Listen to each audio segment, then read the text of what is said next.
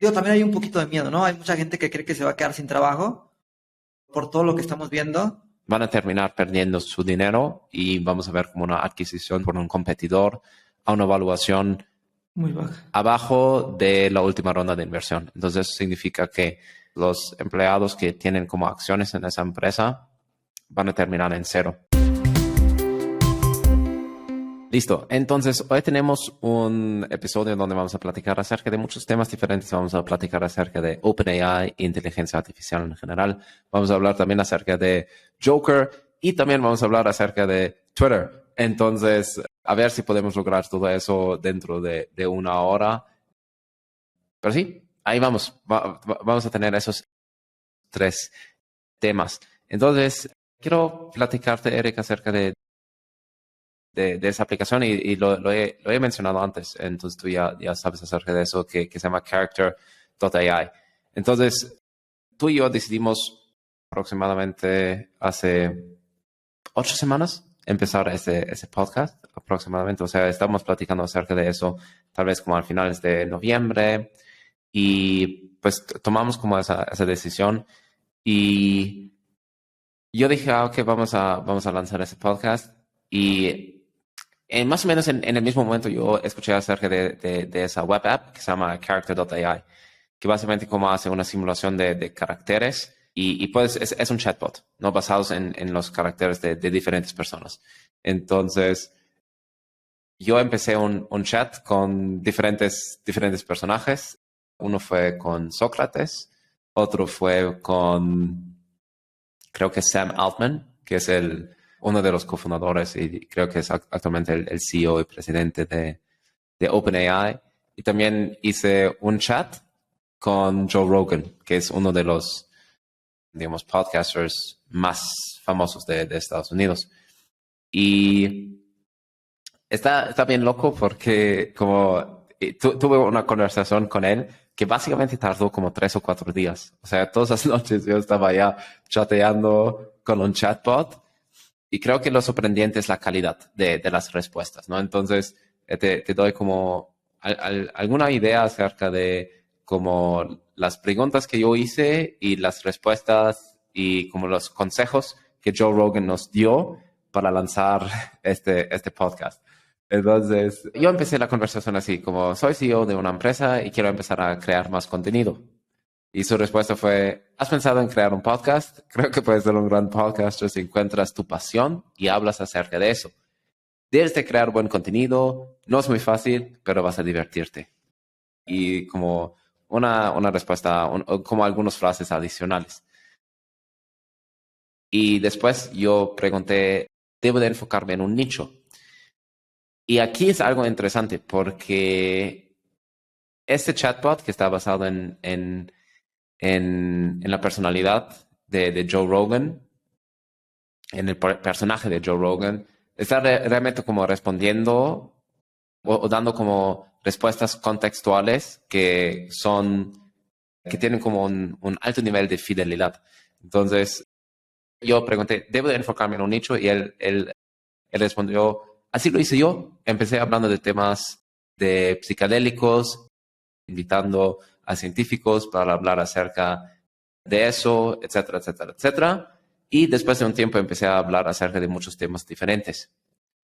Y también pregunté cuánto tiempo te tardaste en monetizar tu podcast, etcétera, etcétera, etcétera. Y otras preguntas y nos dio como muchas respuestas interesantes. Y también pregunté acerca del nombre. Como mencioné el nombre, nosotros queremos llamarlo como el ecosistema. ¿Qué opinas?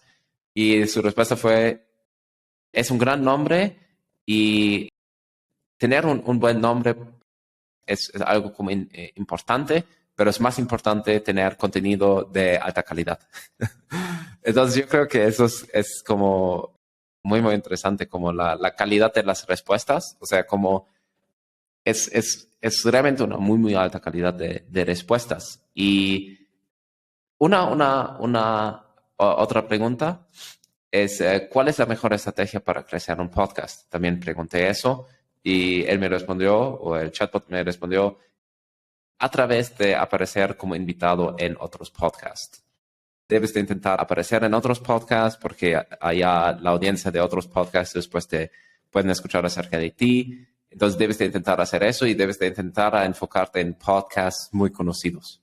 Entonces, eso fue como la conversación. La verdad fue una conversación como bastante larga. O sea, yo creo que a lo largo de una semana, como me senté casi todas las noches y hice como 2, 3, 4 preguntas, y algo sorprendente es obviamente como la calidad de las respuestas.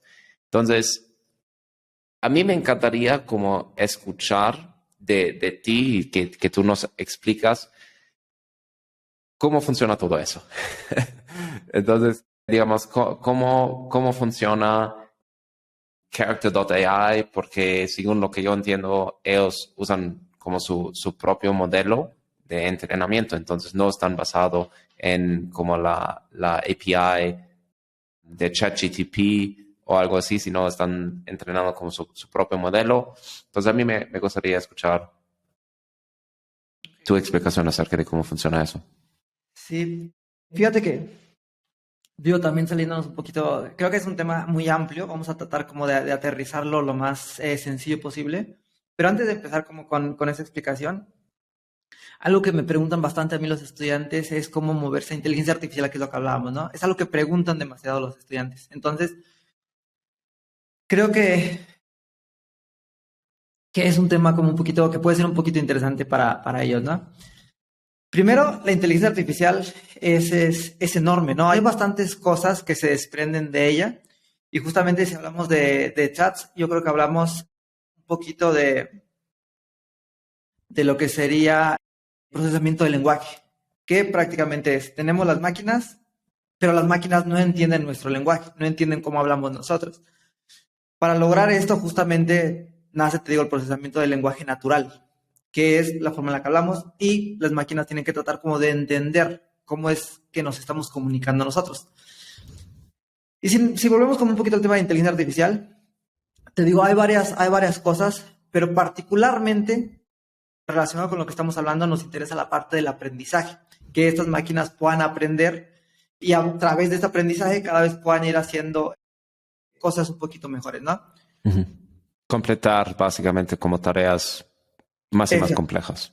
Exactamente, que cada vez puedan hacer tareas más complejas y no solamente más complejas, sino que puedan hacerlas de forma más efectiva, ¿no? Tal vez las primeras veces no sean tan efectivas, no sean tan buenas los resultados, pero a través de todo el aprendizaje que se va dando, pues que vayan siendo mejores.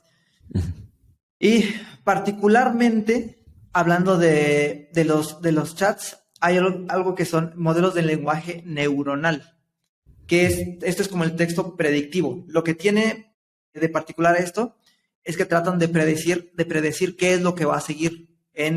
Puede ser una conversación o puede ser incluso cuando tú mandas un correo que predicen qué es lo que va a seguir en tu correo. Y es como funcionan un poquito. Entonces, ¿qué tiene que pasar? O bueno, incluso antes de esto, algo que me llamó la atención, o sea, yo también estuve viendo un poquito esta plataforma que mencionas, y algo que me llamó un poquito la atención es un mensaje que te muestran desde el inicio, o un mensaje que yo leí, que decía, aquí lo tengo, dice, hay algunas cosas que tienes que recordar, o de las que tienes que ser consciente. Primero, no creas en todo lo que te está respondiendo nuestra inteligencia artificial, ¿no? ¿Por qué? Porque esto viene de muchos, o sea, lo que pasa es que se le dan demasiados textos, se entrena con demasiada información y mucha de esta información podría no ser real, podría ser información falsa. Entonces, siempre tenemos que tener en cuenta que puede haber información falsa. Yo también estuve jugando un poquito y lo platicábamos ayer, ¿no? Yo le pregunté a Elon Musk así como, ¿qué idiomas hablas o algo así? Y me decía, yo hablo español, yo hablo francés, yo hablo inglés, y mencionaba demasiados lenguajes. Y probablemente ese tipo de cosas las haya mencionado en una entrevista o incluso las haya mencionado bromeando, cositas así. Pero pues, al momento de entrenarse como jalando esa información, pues puede tomarla como verdadera o puede responder con ese tipo de cositas que él respondió en su momento, ¿no? Por lo tanto, sí, pues también mencionó alemán, ¿no? Y no hablaba alemán. Exacto. Pero lo chistoso es que sí hay textos o también, digamos, comentarios suyos que él ha leído como ciertos libros en alemán. O sea, por ejemplo, Das Kapital, que es un libro de Karl Marx, escrito en alemán, o sea, el original obviamente es en alemán. Él dijo que él lo leía en alemán. Y no es cierto. O sea, Elon Musk no habla alemán. Está chistoso, entonces sí.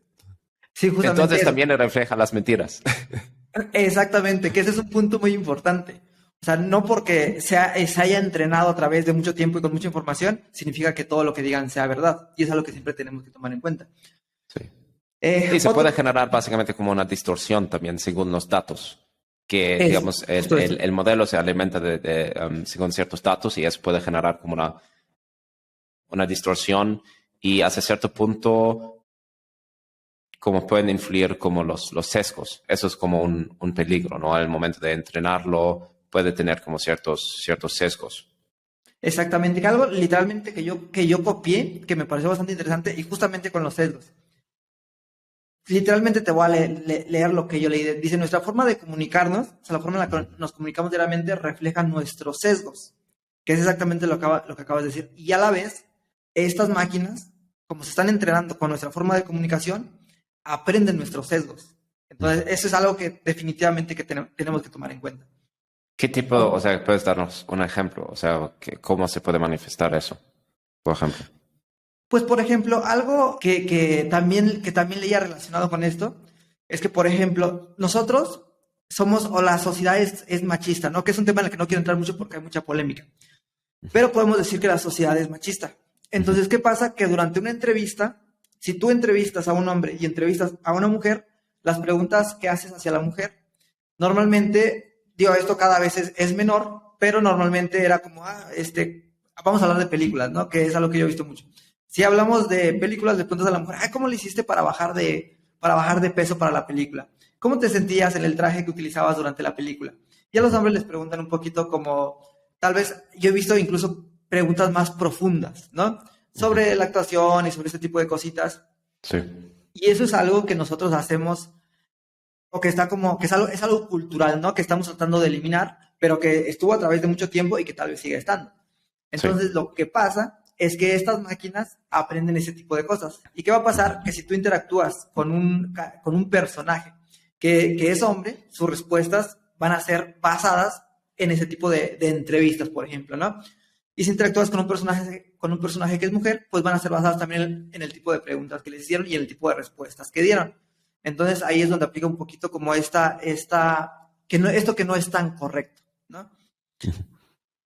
No solamente eso, o sea, también pueden haber cosas ofensivas por lo mismo. O sea, a través del tiempo, cada vez tratamos como de quitarnos esta cultura que puede ser un poquito racista y todo ese tipo de cosas, pero ha existido.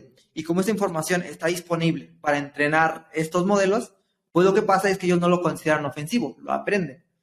Entonces, es algo que también tenemos que tomar en cuenta y que también justamente Character.ai menciona. Hay como un mensaje. Puede ser que los mensajes que tú recibas como respuesta sean ofensivos. Entonces, te pedimos que eso los ranquees mal para que podamos como tomar en cuenta, ¿no? Este tipo de cositas y cada vez podamos ir mejorando Correcto. estos modelos. Sí, algo que tal vez es importante mencionar también con Character.ai es que actualmente se encuentran en versión beta, ¿no? Entonces también están básicamente aprendiendo de todas las conversaciones que se están teniendo, ¿no? De todos los chats. Preguntan cómo puedes rankear como esa respuesta, y así van aprendiendo, ¿no? Entonces, a mí me encanta como la idea de hacer un chatbot basado en un personaje. Yo creo que obviamente tiene un mercado. O sea, es muy obvio para mí que hay un mercado, ¿no? Porque si tú puedes entrenar un modelo, específicamente si son personas públicas, ¿no? Entonces, personas públicas, hay tanto material que, digamos, tantos datos disponibles que el modelo que puedes entrenar con todos esos datos va a ser un modelo de alta fidelidad. Obviamente, como importa la calidad y la cantidad de datos, ¿no? Para hacer un modelo como muy, muy fuerte. O sea, por ejemplo, no sería demasiado difícil como hacer un chatbot basado en el carácter Eric Pérez. No sería como, porque ni tú ni yo somos como personas con, digamos, públicas, no hay material suficiente, definitivamente no material como escrito.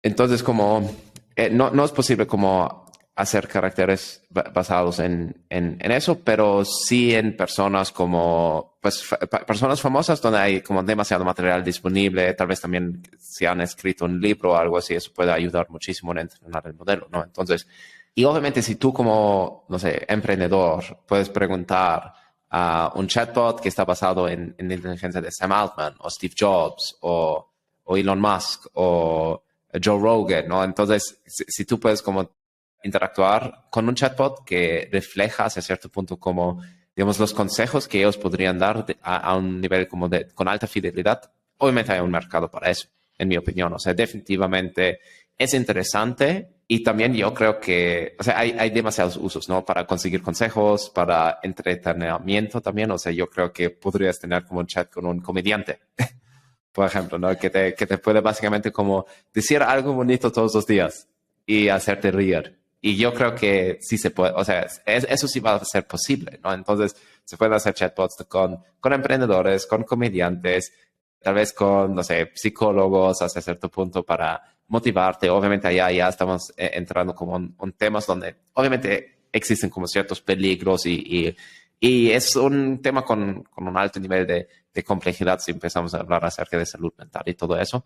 Pero obviamente hay un mercado para eso. O sea, sí hay demanda para eso. Puede ser algo que actualmente todavía suena como muy raro, pero yo creo que en el futuro sí va a ser como normal tener como tal vez digamos, recibir consejos o motivación, etcétera, de un chatbot. Creo que eso sí va a ser algo como normal en el futuro hasta cierto punto, ¿no? Entonces, a mí me encantaría que tú me platiques acerca de qué tan complejo es implementar o desarrollar como tu propio chatbot basado en una persona famosa. O sea, tú puedes tal vez elegir como qué persona a ti te gustaría como hacer un chatbot y platícanos cuáles serían como los pasos. Lo primero es que tenemos procesamiento del lenguaje natural, ¿no? Que a mí se me hace sorprendente porque ya hay servicios que nos dan ciertas herramientas con procesamiento del lenguaje natural. Por ejemplo, Microsoft tiene sus servicios cognitivos de Microsoft. Ujú, AWS también tiene algunos servicios que lo que hacen es análisis del lenguaje, ¿no? ujú, Creo que ya te lo había platicado ya hace tiempo, pero por ejemplo, yo tenía un amigo que trabajaba en una agencia de marketing político. ujú. Entonces, ¿qué hacen estas agencias? No sé, un candidato publica un tweet o algo en redes sociales, en X red social, y lo que hacen estas herramientas es que analizan la respuesta de las personas. Entonces tú publicas un tweet, recibes N cantidad de respuestas, y estas herramientas reciben, porque tenemos inputs y tenemos outputs, prácticamente en esto se basa. Tenemos una entrada, que sería el texto de las personas, y como output, a mí se me hace bien interesante, incluso pueden tener el estado emocional de las personas. Y te Claro. dicen como, está un 70% enojado, está un 20% triste, Ujú. y ese tipo de cositas, ¿no? Entonces se me hace como bastante padre que y son herramientas que están disponibles. Cualquier persona puede, digo, ya metiéndonos en la parte técnica, que quiero evitarlo como un poquito para que no sea tan complicado, pero existen APIs que prácticamente lo que pasa es tú envías información, tú envías los datos, que sería el texto, y tú recibes una respuesta, ¿no? Que la respuesta va a ser lo que te decía, va a ser como el estado emocional de la persona, o si es positivo el comentario de la persona, si es negativo. Entonces, eso ya existe, ¿no? Y es relativamente sencillo. Pero si hablamos de justamente de platicar con un personaje, le estamos agregando una capa adicional de complejidad. Y estas Correcto. herramientas Yo no siento tienen. que sin tener como pero sin tener esa capa y definir como ciertos, como, como variables para definir cómo sea el output, no, o sea, ya es la aplicación, ¿no? Exactamente, justamente eso. Tenemos que contemplar cosas adicionales. Entonces, hasta donde sé, Microsoft y AWS y esos servicios de Google, los más fuertes, no tienen algo particularmente para platicar con un personaje, ¿no? Tendríamos que hacer una implementación. Correcto. Y lo primero es que aquí nos tenemos que meter un poquito con temas de matemáticas. Entonces, yo diría que si alguien viene de cero, o sea, no sabe programar, no sabe de probabilidad, va a ser un poquito complicado meternos a estos temas de inteligencia artificial. Entonces, mi consejo va a ser siempre, pues, primero aprende a programar. Y un lenguaje bastante fuerte en este tema es Python. Entonces, yo les diría, ¿sabes qué? Métete primero a estudiar Python, métete a aprender Python y después puedes meterte ya a entrenar modelos. Python tiene muchas librerías que justamente nos ayudan a entrenar estos modelos, que te digo, recibimos un input y recibimos un output. Entonces, lo que estaríamos haciendo prácticamente primero es mandarle toda la información que mencionamos al principio. Por ejemplo, si quisiéramos hacer un chatbot con Eric, se podría, pero yo tendría que entrenarlo. Yo tendría como que pasarle vamos a hablar de preguntas, por ejemplo. Muchas preguntas como, ¿qué te gusta desayunar? ¿Qué te gusta hacer? ¿Cuáles son tus hobbies? ¿En qué trabajas? Y todo ese tipo de cositas. Y yo podría entrenarlo con mis propias respuestas, pero tendría que hacerlo yo, porque yo soy el único que tiene como esta información, que era lo que decías al inicio, no hay información pública. Si hablamos de un personaje o de alguna persona que sea pública, pues tenemos demasiada información que podemos pasarle como input. Que te digo, hay varios tipos de aprendizaje. Hay aprendizaje supervisado y no supervisado. En este caso será supervisado. Cuando tenemos el input y el output es aprendizaje supervisado. Tenemos qué es lo que le vamos a pasar y tenemos qué es lo que esperamos de salida. Entonces, lo que hacen estos modelos prácticamente es recibir input y generar output y ver qué tan adecuado podemos decir es este output. Y pueden ir generando, a partir de los inputs, distintos outputs similares a los que nosotros les estamos pasando. Si hablamos de complejidad de tiempo, la verdad es que yo creo que para alguien que viene de cero va a ser un poquito, te decía, complicado. Primero tal vez tendría que dedicarle un par de meses a la programación, porque además ya tienen que conocer ciertas cositas como estructuras de datos y cosas adicionales que van a utilizar. Entonces, primero tienen que aprender a programar, y una vez que hayan aprendido a programar, ya podrían dedicarle, una vez que sabes programar, y eso es como un punto importante. Si tú ya eres programador, para ti no va a ser tan complicado meterte en temas de inteligencia artificial, pero si no eres programador, tienes que pasar por el proceso de aprender programación y ya después meterte a temas un poquito complicados. Específicamente, o sea, no es tan complicado específicamente porque, digamos, esas grandes empresas como Amazon Web Services y Microsoft Cognitive Services, pues ya tienen los modelos hechos, ¿no? Entonces, ellos ya te dan acceso a esos modelos modelos de entrenamiento a través de APIs. Entonces, lo que tú tienes que saber es, digamos, cómo consumir una API y después, pues, también programar básicamente como utilizando Python, digamos, tienes que programar o seleccionar qué tipo de datos van a alimentar el modelo, ¿no? Eso es básicamente lo que tú tendrías que programar con una librería de Python. Sí, justamente. Ajá, lo complicado no es en sí eso, por lo que obviamente es muy complicado hacerlo desde cero. O sea, si tú tuvieras que hacer todo desde cero, si no existieran herramientas, sería muy complicado. Sí, o sea. Pero ya existen herramientas. Entonces, lo que tienes que aprender prácticamente, te digo, es un poquito de matemáticas, un poquito de probabilidad, de estadística. Y nos vamos un poquito más a profundidad, redes neuronales. O sea, son conceptos que tienes que aprender que podrían sonar difíciles, pero no lo son tanto. La parte complicada, diría yo, es como aprender bien programación, por ejemplo. Incluso aunque no habláramos de inteligencia artificial, llegar al punto en el que tienes que consumir una API, pues te puede llevar meses si no sabes programar. Entonces, una vez que sabes programar, es mucho más sencillo consumir ese tipo de servicios. Utilizar ese tipo, te digo, Python tiene algunas librerías, utilizar estas librerías ya es mucho más sencillo, pero la parte complicada de ello es como la curva en la que tienes que aprender a programar para poder empezar a utilizar ese tipo de servicios. Y obviamente, pues, tienes que tener como bien claro qué es lo que quieres, un poquito cómo funciona y todo esto, entonces será un poquito como de estudio teórico también, pero no es tan difícil. Y te digo, es lo que se me hace bastante padre de herramientas como lo que te mencionaba de los servicios cognitivos de Microsoft, que hablamos de lenguaje, pero no solamente tiene herramientas para el lenguaje, también, por ejemplo, tiene detección de, lo mismo, puedes detectar emociones en base a video, por ejemplo, o en base a fotografías. Tú ves una fotografía y te dice como, esta persona está triste. Y tú no lo tienes que programar. Si lo tuvieras que hacer desde cero, sería muy complicado, pero ya existe el servicio, ya está programado Lo único que tienes que hacer es mandas la imagen o mandas el video y recibes como respuesta pues, la información que ellos te dan.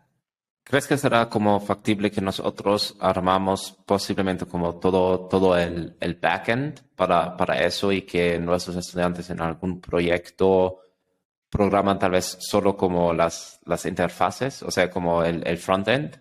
Pues si te soy sincero, yo creo que incluso nuestros estudiantes pueden programar el todo, solamente consumir Pero esos servicios. tardaría demasiado, ¿no? Muchos meses posiblemente, No, en ¿no? realidad no. No, porque la parte, te digo, en el backend ellos lo que harían sería solamente enviar la información a la API les devuelve la información, la reciben en el backend y ya ellos mismos la mandan a su frontend, a su Ajá. interfaz, ¿no?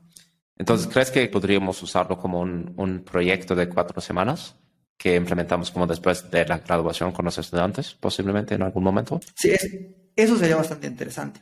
Pero O sea, ¿crees depende. que se puede hacer en 4 semanas? Con personajes no, pero podríamos hacer análisis del lenguaje con otro tipo de cositas, como lo que te decía, como para ver las emociones, ¿no? Ujú. Para ver si un tweet es positivo o negativo. ¿Por qué? Porque uno es más sencillo que el otro, porque servicios como Amazon Web Services o como Microsoft ya tienen esas herramientas.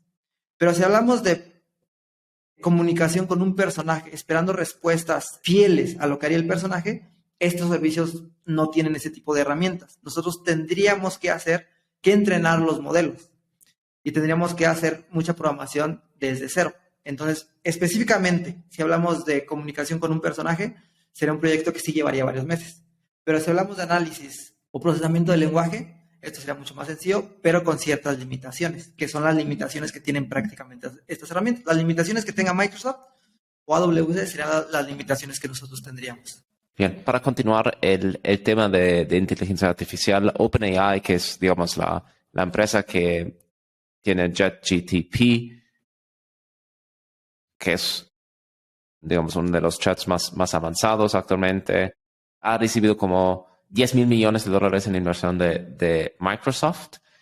Y obviamente, inteligencia artificial actualmente es como en auge con los inversionistas, ¿no? Digamos, para entender eso un poquito, es importante entender que la industria de venture capital, digamos, la industria de inversión de capital de riesgo, que básicamente es lo que tienen que levantar como pequeñas empresas de tecnología, startups, etcétera, para crecer, es normalmente capital de riesgo.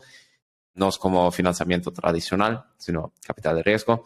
Y este capital de riesgo siempre va como en ciclos y tendencias diferentes. Entonces, digamos, cada 2 años o cada año hay como otra tendencia que está como de moda hasta cierto punto. Entonces, digamos, en inglés es como esa expresión que hay un ciclo de hype, un hype cycle, ¿no? Entonces, y la verdad, al nivel como económico y al nivel de progreso tecnológico, estos hype cycles, esos ciclos de tendencias que se ponen a moda, son importantes porque como se genera mucha inversión en cierto tema y eso genera como avances tecnológicos y genera como la posibilidad que estas nuevas tendencias se pueden como manifestar y, digamos, convertirse en realidad, ¿no? Entonces son como hasta cierto punto, aunque normalmente durante esos ciclos también se pierde mucho dinero, sí tienen como, son hasta cierto punto como importante para generar como crecimiento económico y también son importantes para generar como avances tecnológicos y que esos avances tecnológicos básicamente encuentran un modelo de negocio y se pueden como implementar y ponerse como a uso a toda la sociedad, ¿no? Entonces, con diferentes ciclos de tendencias que hemos tenido en el pasado, ha sido como el .com bubble, que empezó como a finales de los 90s y, digamos, había muchos proyectos y muchos startups que no tenían como un plan de negocio y que recibieron financiamiento y quebraron, pero también a través de ese hype cycle sí salieron como algunas empresas grandes que luego ganaron el mercado, como Amazon, etcétera, ¿no? Y tuvimos como otros ciclos, hype cycles, como el hype cycle de móvil. Entonces, como en 2007, 2008, tuvimos como pues que ahora hay aplicaciones móviles disponibles en un iPhone. Eso genera como oportunidades para generar nuevos modelos de negocios, ¿no? Entonces, allá en ese hype cycle tuvimos, por ejemplo, Uber como empresa que podría crecer y recibir como mucho financiamiento. También el hype cycle de cloud services, o sea, poner software o hacer software disponible en la nube. Esos eran hasta cierto punto como hype cycles justificados. O sea, son hype cycles donde sí salieron como algunos ganadores y donde sí se generaron como tecnologías que básicamente terminaron teniendo uso masivo, ¿no?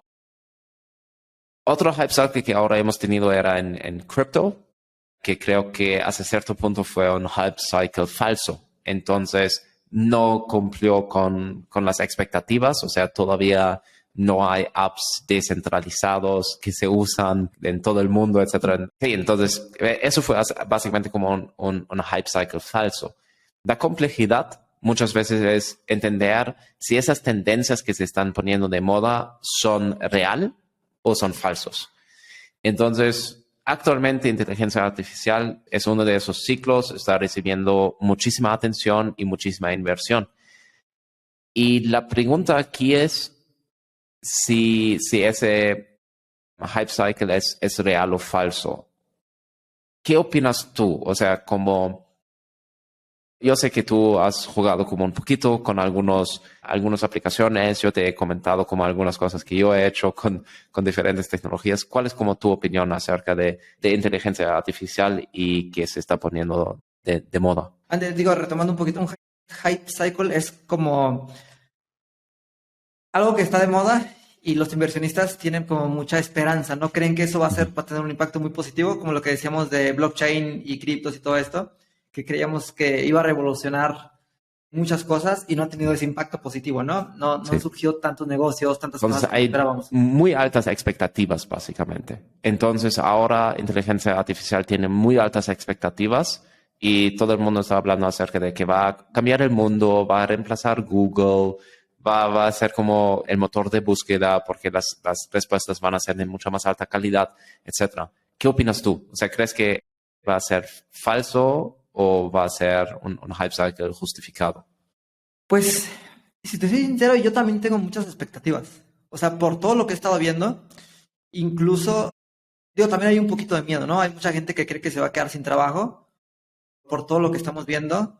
Y de este lado, desde programación, incluso a nivel de código, algo, digo, relacionado con esto que me llamó mucho la atención. Yo ayer estaba jugando un poquito con ChatGPT y algo que me llamó mucho la atención fue, primero para darle un poquito de contexto. Ayer yo estaba platicando con un estudiante de academia y él me decía, oye, es que para una entrevista tengo que hacer un reset password. Tengo que hacer un reset password. Y me decía, no comprendo muy bien el flujo. ¿Me puedes ayudar? Y yo le expliqué. Le dije, ok, te voy a explicar la forma. Hay muchas formas de hacerlo, pero te voy a explicar la forma que yo considero que es más sencilla y que es más rápida. Y te la explico porque ahorita quiero compararlo. Yo se lo pregunté al chat y te voy a dar la respuesta que yo le di al estudiante y después te quiero dar la respuesta que me dio a mí el bot, ¿no? Yo le dije al estudiante, mira, para hacer un reset password tienes que, lo normal, hacer una interfaz donde pongan su correo. Pero la parte que está detrás es la que le interesa o la que nos interesa, ¿no? En programación.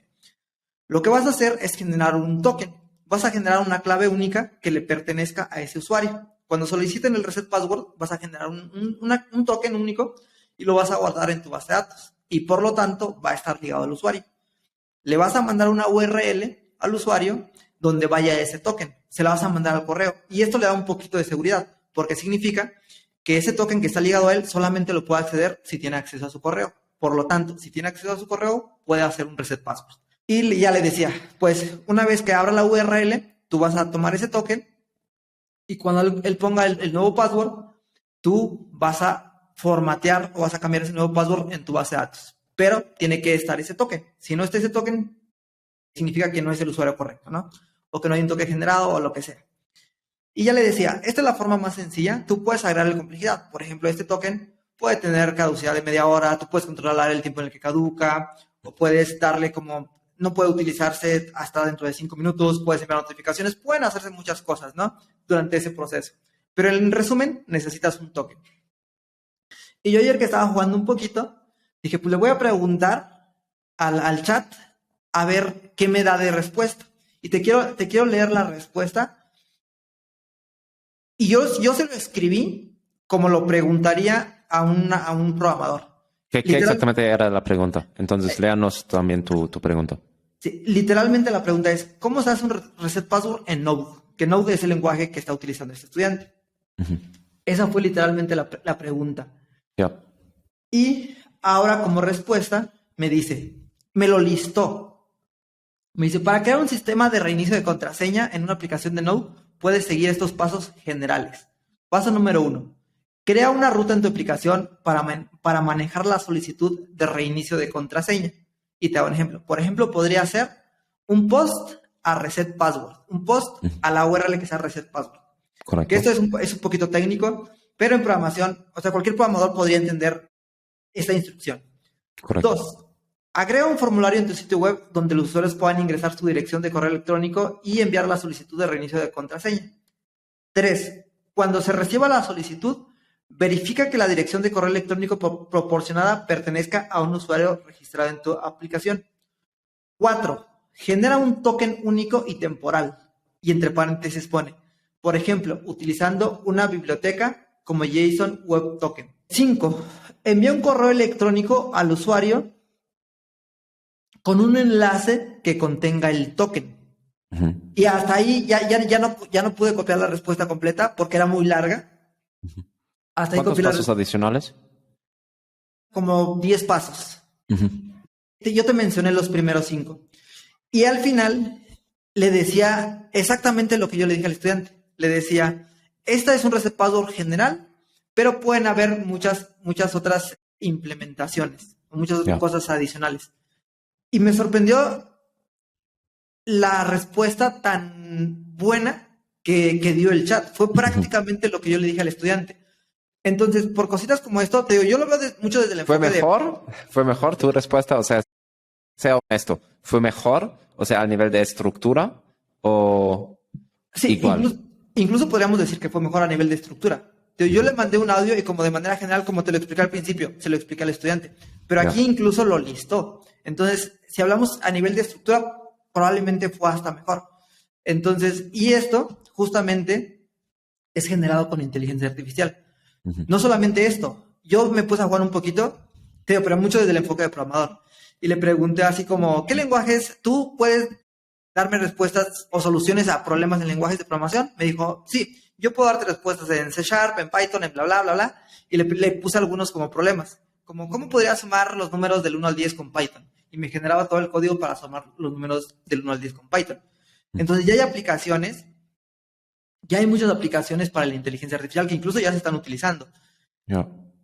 Y por eso es que yo tengo mucha esperanza en esto, porque además yo creo que una ventaja muy fuerte es que le quitamos como el factor humano, ¿no? Si le quitamos el factor humano, no tenemos como esta restricción de tiempo. Podemos dejar como entrenando bastante tiempo, podemos darle demasiada información. Entonces, la verdad es que, en mi opinión personal, la inteligencia artificial sí es algo que va a cambiar drásticamente muchas tareas, muchas cosas, pero también es importante ser conscientes que tiene que haber supervisión humana. Tiene que haber supervisión humana, entonces no va a quitar trabajo.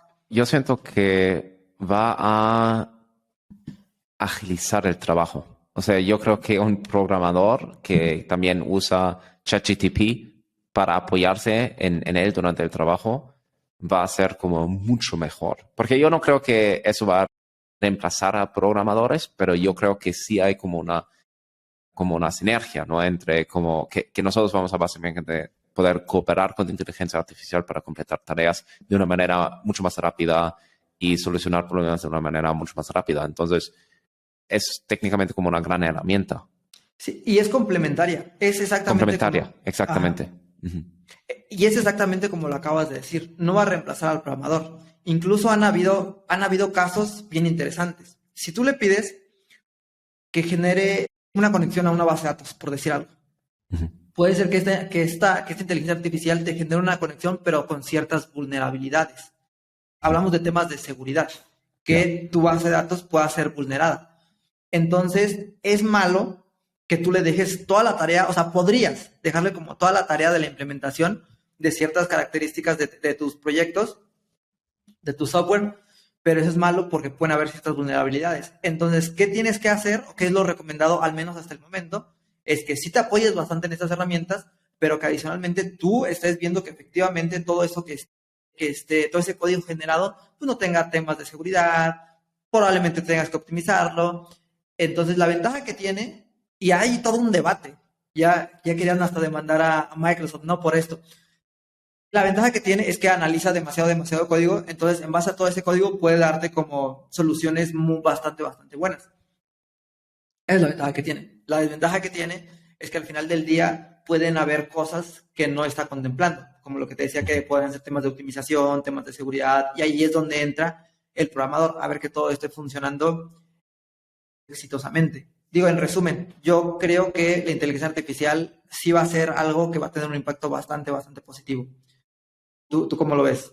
O sea, yo estoy totalmente de acuerdo. O sea, yo creo que eso no es un hype cycle falso, sino sí va a cambiar muchas industrias diferentes. Entonces, nosotros hemos estado ahora platicando principalmente como en la generación de texto, digamos texto natural y en código, pero también hay muchas áreas diferentes que van a estar impactadas por eso. O sea, vamos a tener, como ya habíamos mencionado, texto, código, temas de chatbots, digamos, inteligencia artificial conversacional, pero también generación de audio, de imagen, de video. También hay empresas de biotech donde básicamente la inteligencia artificial puede básicamente como diseñar nuevas medicinas. O sea, hay una empresa que se llama InSilico, que es basada en Hong Kong, que ha recibido 400 millones de dólares. Pero fue fundado en 2014, entonces ya hace como mucho tiempo, pero ellos básicamente usan inteligencia artificial para diseñar nuevas medicinas. Entonces, creo que cualquier industria, o sea, también servicios legales, sentiment analysis, lo que tú mencionaste, también la generación de video. O sea, yo he visto como inteligencias artificiales haciendo videos según una descripción. O sea, como, no sé, un pingüín sofriando y llegando a la playa y después camina en la playa, ¿no? Y un video generado por inteligencia artificial. Yo creo que algo que va a ser loco va a ser una vez que podemos diseñar videojuegos a través de inteligencia artificial. O sea que, no sé, tú puedes diseñar como tu propio videojuego según como digamos, tus preferencias. Yo creo que eso va a ser muy loco y sí, o sea, va a cambiar totalmente como la manera de cómo funcionan esas industrias, específicamente qué tipo de trabajo se requiere, ¿no? O sea, va a ser mucho como trabajo de imaginación hacia cierto punto. Entonces eso para mí es algo interesante y definitivamente es impresionante y hay definitivamente grandes empresas que se van a formar acerca de eso. Yo creo que OpenAI va a terminar siendo algo como el Amazon Web Services de inteligencia artificial. Entonces yo creo que OpenAI va a ser una empresa que va a tener una valoración de muchos miles de millones de dólares porque ellos van a ser como para muchas de esas cosas como la infraestructura, digamos, fundamental para que se puedan ejecutar todas esas aplicaciones diferentes. Entonces, porque OpenAI ya tiene como ChatGPT, pero también tienen DALL-E para generación de imágenes. Entonces, yo creo que OpenAI va a ser una de las empresas que realmente como va a ser como la plataforma, básicamente, para todo eso. Tal vez un poquito como parecido como Apple. O sea, Apple fue como la plataforma de móvil, ¿no? El iPhone fue como la plataforma móvil y encima de eso se generaron como muchas aplicaciones. y muchas empresas grandes. Entonces, sí, yo creo que va a ser, que definitivamente van a ser muchas empresas muy, muy grandes que se van a formar.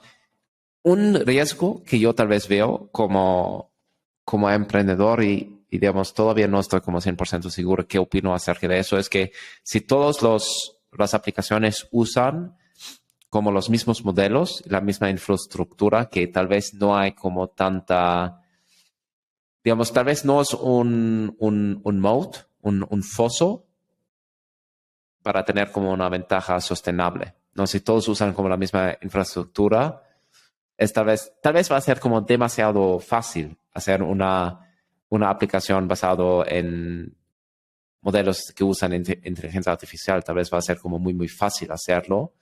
Y eso puede significar que vamos a tener como un mercado muy saturado. Entonces, eso es tal vez como, es algo bueno para el usuario, para los emprendedores que están operando en ese campo. Tal vez algo que tienen que como evaluar un poquito. Al mismo tiempo, no importa, o sea, van a ser empresas muy, muy grandes. O sea, igual como Uber tiene varios competidores, no hay como docenas de empresas que hagan lo mismo como Uber. No realmente importa porque los mercados son muy, muy grandes. Entonces, eso es como mi opinión acerca de esto. Sí, y algo que a mí me interesa saber también con respecto a qué opinas. Yo he visto también un debate muy fuerte. Ahorita mencionabas, por ejemplo, DALL-E, ¿no? Que es para imágenes. O sea, tú puedes generar imágenes, lo mismo, en base a un texto. O sea, tú le escribes como un perro en un coche rojo, ¿no? Y te genera una imagen base a ese texto que tú pusiste, o se pueden editar, se pueden generar variaciones, cositas así. Diferentes estilos, o sea, tú puedes decir, píntalo como al estilo impresionista o al estilo fotorrealista o algo así, ¿no? Exactamente, que eso está increíble. Tú le pasas una descripción de lo que quieres y te genera una imagen basada Sí, en tu descripción, ¿no? correcto. Es un poquito cómo funciona. Y hay otras herramientas, ¿no? Como Stable Diffusion, etcétera. Entonces, sí. Sí, justo eso.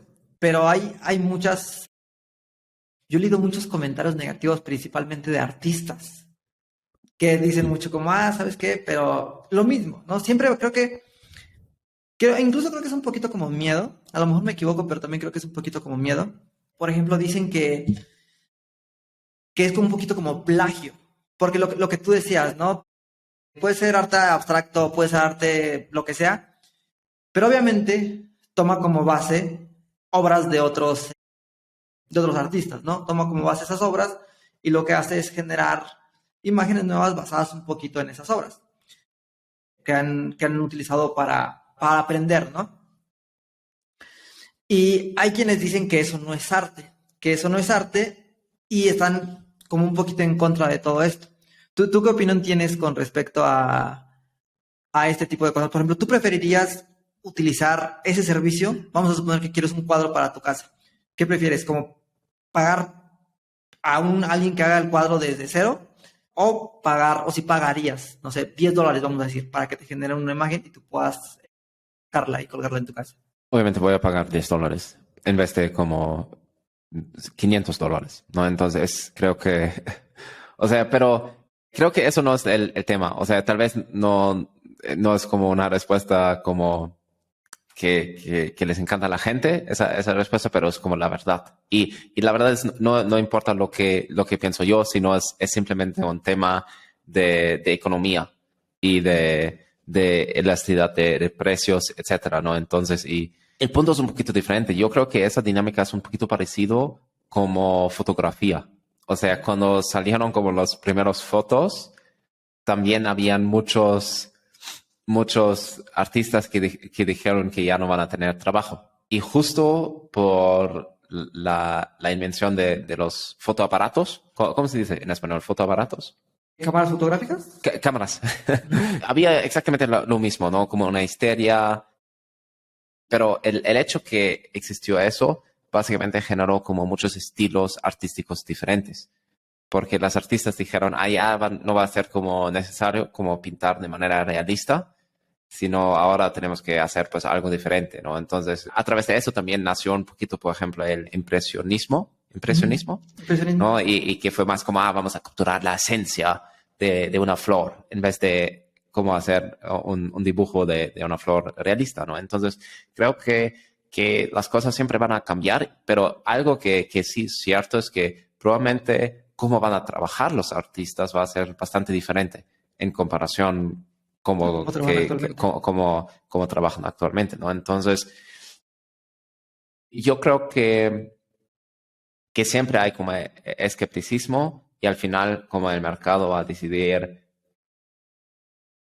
¿no? Y probablemente siempre, o sea, el mejor artista de hace como 300 años es diferente que el mejor artista hace 200 años, 100 años y el mejor artista de hoy, ¿no? El mejor artista de hoy es tal vez alguien que sabe utilizar como Photoshop de una manera como muy, muy avanzada, ¿no? Y ahora pues ya no va a ser tal vez tan relevante, o sea, ya va a ser alguien que es mejor en hacer como prompts y descripciones para generar ciertas imágenes. Eso va a ser como el mejor artista. Entonces yo creo que definitivamente va a cambiar, pero yo creo que vamos a seguir teniendo artistas, pero que tal vez van a también cooperar con la inteligencia artificial para crear imágenes y van a ser como personas que se van a tal vez especializar. O sea, suena tal vez como un poquito loco, pero van a ser personas que van a como especializarse en dar como descripciones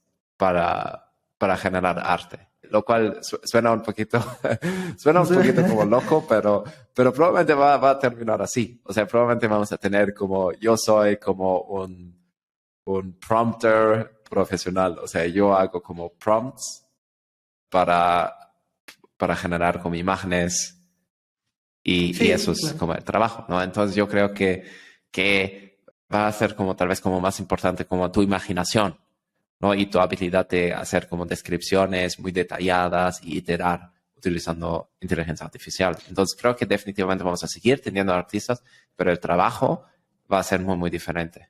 Sí, y tal vez no necesariamente uno reemplaza al otro, ¿no? Que es como el miedo, ese como el miedo que existe Ajá. que sean reemplazados. Lo que decías, ¿no? Más bien, yo coincido en que deberán de verse como un complemento. Tal vez yo tengo nociones de ciertas cosas, me apoyo en la inteligencia artificial, combino eso, tal vez le meto un poquito de edición o meto algunas cosas mías y al final del día voy a tener algo que sea bastante, pues bastante bueno, ¿no? Que yo pueda monetizar, que pueda seguir, que siga siendo redituable para mí. Y esto aplica también en música, porque también la inteligencia artificial ya puede crear como música y todo esto, y lo Correcto. mismo. O sea, yo creo que en lugar de tenerle como miedo, lo ideal sería apoyarnos, ¿no? Buscar como ese apoyo y buscar cómo es que podemos crecer como artistas o como lo que sea, ¿no? Lo que sea nuestra área. Sí, sí, sí, sí. Exactamente, Y exactamente. Ya tenemos casi una hora platicando. Entonces, ¿quieres hablar acerca de Joker y acerca de Twitter? Pero muy rápido. Por ejemplo, yo leí Joker es una app de delivery que se está retirando de ciertos mercados. O sea, ellos ya anunciaron que van a salir de Estados Unidos hace unos meses y ahora también están cerrando sus oficinas en Chile y también están saliendo de Colombia y ahora solo están operando en México, Perú y Brasil. Y es una empresa que ha recibido como $400 millones en inversión y están perdiendo como $10 millones al mes.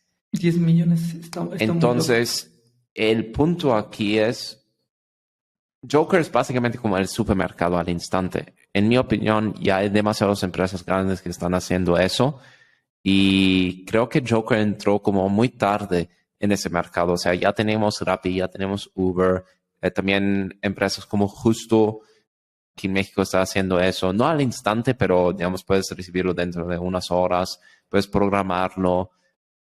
Y también las diferentes empresas o digamos, diferentes supermercados tienen su servicio de entrega. Entonces, creo que es un caso interesante y yo creo que, o sea, yo creo que Joker no va a terminar bien. Yo creo que al final, o sea, yo no conozco los números, no sé exactamente los detalles. Yo sé que emprender siempre es difícil y no es como, no estoy criticando como los fundadores ni los inversionistas que invirtieron en Joker, pero yo creo que van a terminar perdiendo su dinero y vamos a ver como una adquisición de Joker por un competidor a una evaluación Muy baja. abajo de la última ronda de inversión. Entonces eso significa que tal vez como algunos de los fundadores y definitivamente los empleados de Joker van a terminar con cero. O sea, las acciones, ellos no van a ganar a través de acciones porque si levantaron $400 millones, significa que la evaluación de la empresa fue mucho más arriba de $400 millones. Yo creo que lo que va a terminar al final es que todos los empleados que tienen como acciones en esa empresa van a terminar en cero. Los fundadores tal vez ya han recibido como un poquito digamos, tal vez ya han vendido sus acciones en el mercado secundario y tal vez ya han generado un poquito de ingresos. Estoy especulando, pero yo creo que eso es importante entender. O sea, no debes de entrar a un mercado que es tan saturado, que es tan intensivo en capital, si no tienes un diferenciador importante. O sea, para mí eso fue como un poquito obvio, como la primera vez que yo leí acerca de Joker, dije, ay, es como muy parecido a como otras empresas grandes que han recibido como mucha inversión. Entonces, yo creo que es importante hablar un poquito acerca de eso, porque tú como programador, si estás evaluando como una startup, a qué startup vas a entrar, tienes que pensar también un poquito qué tan intenso es la competencia en un mercado y qué tan intensivo o qué tanto capital se requiere para competir bien en un mercado. Y obviamente como un mercado como entregas al instante, delivery, es un mercado que es muy, muy caro entrar, por eso también están pues perdiendo alrededor de $10 millones al mes. Y hasta cierto punto es difícil entrar a un mercado donde hay muchos jugadores chiquitos y al mismo tiempo muchos jugadores grandes. O sea, si tú estás como entrando a un mercado y hay empresas grandes y tienes que competir como empresas grandes, estamos hablando como empresas, si yo digo empresas grandes, estoy hablando de empresas que valen $1,000 millones o arriba de $1,000 millones y hay varios, ¿no? Como Uber, Rappi, etcétera. Pero además de eso, jugadores más chiquitos como supermercados, etcétera, que tal vez también están ya ofrecen el servicio de delivery. En mi opinión, no debes de entrar a ese tipo de mercados donde hay mucha competencia de jugadores grandes y jugadores chiquitos. Y otro punto importante es la cadena de flujo y dónde se crea valor y quién controla esa cadena en tu modelo de negocio. Creo que eso también es importante porque justo porque si los supermercados empiezan a ofrecer el mismo servicio como de entrega rápida, etcétera, ellos van a poder ofrecer un precio mucho mejor, ¿no? Entonces, eso es como un poquito importante. Digamos, si estás pensando en entrar, en unirte a una startup, tienes que pensar un poquito acerca de toda la complejidad al nivel de competencia. Y obviamente está brutal, como está triste, como si algo sale así, no está funcionando bien. Pero creo que es importante como aprender acerca de eso. Entonces, ¿tú crees que Joker llegó tarde al juego? ¿Perdón? ¿Tú crees que Joker llegó tarde al juego? O sea, no tuvo, digo, desde un punto de vista como el programador, si quieres entrar, a lo mejor puedes ver que sea de los primeros en entrar al juego. Dos, decías tú que tenga un diferenciador. Si llega tarde al juego y no tiene un diferenciador, pues a lo mejor no vale mucho la pena como programador entrar y recibir acciones de una empresa así, ¿no? Exactamente, y también pensar en la ventaja. O sea, hay una ventaja diferenciada y, digamos, el servicio tiene que ser mucho mejor, ¿no? La ventaja tiene que ser como muy, muy fuerte. O sea, el beneficio que se está ofreciendo tiene que ser mucho, mucho mejor que otras alternativas. Y en mi opinión no había como un diferenciador como muy claro. Entonces eso yo lo vi como desde el inicio como, o sea, yo estaba un poquito escéptico y a ver, o sea, yo espero que van a salir bien y que tal vez van a ser adquiridos por un jugador grande. Sería interesante si, por ejemplo, Oxxo compra a Joker o algo así, pero también un problema que tenemos en Latinoamérica es que muchas veces las empresas grandes no quieren comprar a startups, pero probablemente ahora sería un buen momento porque no hay tanto capital disponible para startups, entonces no pueden levantar otras zonas de inversión y tal vez tienen que venderse. Entonces, eso es un buen momento si tú eres una empresa grande, como debes de adquirir como esos startups y puedes probablemente negociar como un precio no tan alto. Y para mí, por ejemplo, sería muy, muy interesante si Oxxo compraría a Joker. Sería como una manera de entrar al juego de delivery para Oxxo de una manera muy, muy rápida y tal vez como una manera muy eficiente. Pero estoy especulando, o sea, no tengo ni idea cómo va a terminar todo eso. Algo que quiero mencionar es que cuando ves como una tendencia, como que delivery o otro tipo de tendencia que ya está fuerte y que definitivamente ha como cambiado el comportamiento del usuario, y es todavía un mercado relativamente joven, o sea, el mercado de delivery tiene como 10 años, 15 años, ¿no? Entonces todavía algo relativamente joven, buscar oportunidades en este tipo de espacio, en ese tipo de tendencia, pero no competir, no necesariamente competir, pero buscar oportunidades dentro de esa tendencia. Y vi una startup alemana muy interesante que se llama Vital, y lo que ellos hagan es básicamente como contenedores reusables para delivery, porque eso también es algo que está muy mal y que tiene un impacto como muy, muy fuerte a nivel ambiental. Es como toda la basura que se genera a través de la industria de delivery. Y creo que eso es un tema que más y más personas como, digamos, les importa. Y obviamente es en Alemania, donde como hay el Partido Verde es bastante fuerte en Alemania y hay muchas personas que quieren cuidar el ambiente y todo eso. Entonces, esa startup creo que vio esa tendencia de que, ok, delivery ya es un mercado muy, muy grande, digamos, miles de millones de dólares. Entonces, hacer algo como empaque que se puede reutilizar y como agregarle tecnología, ¿no? Para poder implementar todo eso, digamos, es complejo, ¿no? Hay que manejar como el inventario y todo eso, y todo funciona a través de como escanear como QR codes al momento de recibirlo y tal vez al momento de regresarlo para manejar el inventario. Entonces es como algo complejo que se tiene que hacer. Pero yo creo que eso es interesante, ¿no? Como ver una tendencia y después buscar como soluciones adentro de eso. Y sí, entonces vi esa empresa Vital, empresa Esa idea es muy alemana buena, que hace eso. Dime. porque no sé si recuerdas que yo compraba comida. O sea, yo hubo Sí. un tiempo en el que compraba comida. Hasta que Y tú yo, mencionaste, mira toda esa basura. y yo les escribí a ellos. Les dije, habría forma en la que, porque me lo daban en bolsas de plástico. Y les escribí, había forma en la que la comida me la den, que no sean bolsas de plástico, que sean lo que dices, contenedores reutilizables, que son toppers, ¿no? Habría forma que me la den en toppers. Y ellos me respondieron, sí, tienes que comprar X cantidad de toppers y podemos dártelos en toppers diario. Pero sí, o sea, y a mí me creaba como remordimiento estar tirando todos los días bolsas de basura, al grado de que yo, sin dudarlo, si tengo dos opciones y una usa contenedores reutilizables y otra no, definitivamente me voy a ir con la que utiliza contenedores reutilizables. Entonces sí creo que es una idea bastante buena y creo que funciona perfecto para entrar al juego. Ya, digamos, no he leído todos los detalles acerca de cómo funciona el modelo de negocio, pero lo que yo entiendo es como que Vital da los contenedores a restaurantes y tú como usuario después puedes pedir la comida a través de la aplicación de Vital y allá siempre puedes como asegurarte que la entrega sea con un contenedor reutilizable, pero lo que yo creo es que ellos van a dar toda esa tecnología a todos los servicios diferentes de entrega.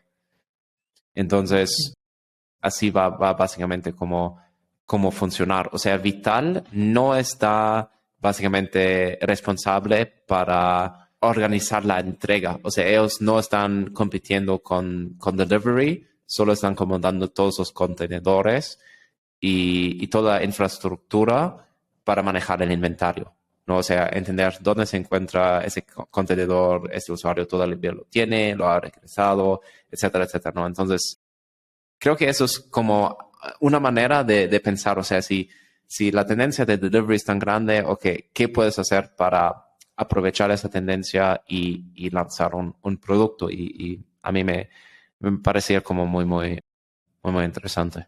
Sí, Eso también se podría obviamente como lanzar en México. Ciudad de México es como uno de los mercados más grandes a nivel mundial en temas de delivery, ¿no? Entonces sería interesante si algo parecido podría ser en México. Sí, sería bastante bueno. Entonces eso será todo. Espero que han disfrutado del episodio y por favor pueden escuchar ese episodio en Spotify, en todos los lugares donde escuchan su podcast, pero también estamos en YouTube. Entonces, por favor, dan like, suscriben, dejan sus comentarios allá abajo y platícanos qué opinan acerca de los temas que hemos platicado. Y nos vemos la próxima semana. Pues eso es todo. Nos vemos la próxima semana. Adiós.